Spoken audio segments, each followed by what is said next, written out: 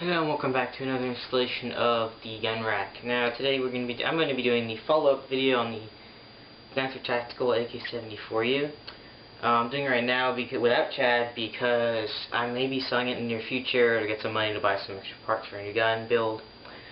So I want to get this done before I get rid of it.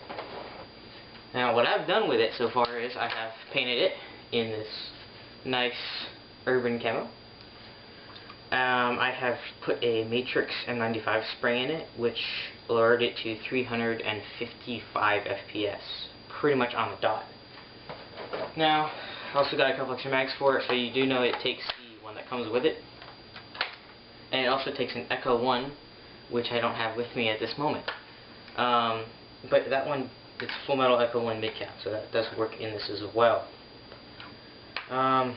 Stuff that I missed last video was the FPS. The original I think was about 390, so that M95 spring really lowered it. Now, last time when I did the video, didn't have any knowledge of the internals, other than they were metal, because that's what it said. Now, since then, obviously I've taken it apart, put the new spring in, and I've been able to really look at this thing thoroughly. So, that being said, I am much more impressed with it than I was when I started with it. This thing can do anything and everything you want it to. If you have, to put it simply, if you have $300 budget and you want to buy a short-barreled AK, buy this for $90, buy the spring for $10, buy a new spring guide, because the one in here is a clear plastic and I don't like that. Buy a new motor, buy a new inner barrel, buy a new front assembly, and you're good. And you will still have money left over to do whatever the heck you want with it. Buy mags, things like that. So, I mean, there's really nothing I can say bad about this, other than I just personally don't like the feel of it now, after using it for a few times. It needs like a front grip or something, in my opinion, because the mag, if you're grabbing the mag, something just doesn't feel right with it. I don't know why. Mine did come with a screw that was really messed up, which, if you see right here in the mag well, right over there's no screw in there. That's because the nut that's in the front assembly, it wasn't digging in, and so it wasn't coming out either. And I don't know why that is. It was really weird to me.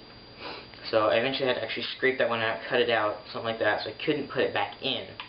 I haven't had any problems with it other than that one. It's pretty interesting getting the front assembly off on this, because you have to, I'm not going to do it right now because it's way too complicated. You have to, basically, you can take this off, it's a pain in the butt though, but you take it off, you take out those two screws down there, take out another two screws right here on the frame, and then you have to actually lift the front up. So you have to lift the hop up, which means you have to take out the gearbox, and then you have to pop it up and then slide it a weird direction. It's really complicated. So if you don't know what you're doing, be very careful. I'm one that heavily advises doing stuff on your own when it comes to tech work, so just be very careful. You learn from experience. Other than that, you know, I haven't really changed much. If I was going to keep it longer, I'd probably put a high-speed motor in here and then get new gears and new piston, new spring guide. Most of the internals I had to replace. I would get some bearings, things like that, but externally there's not a ton to replace, really. I don't think you can replace this upper, though, because the way it's put in there, I haven't really seen on an AK before. I'm used to it just popping off and lifting up. This one's got a pin in there. It's a pain in the butt to get in and out. So, front handguard, I don't think you can replace. Front outer barrel, I don't think you can replace, but you have to get like a whole new front assembly. So, if you're going to do all that, then just get a new front assembly. Don't worry about it.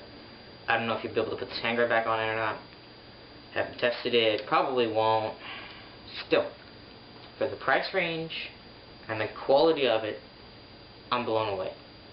Because I have had guns that were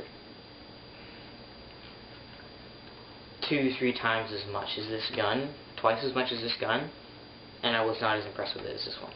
I had a Tokyo Maru AK47 Stubby, Spetsnaz, whatever it is, and I didn't really like it, and this thing is far better than it, so I can't explain that.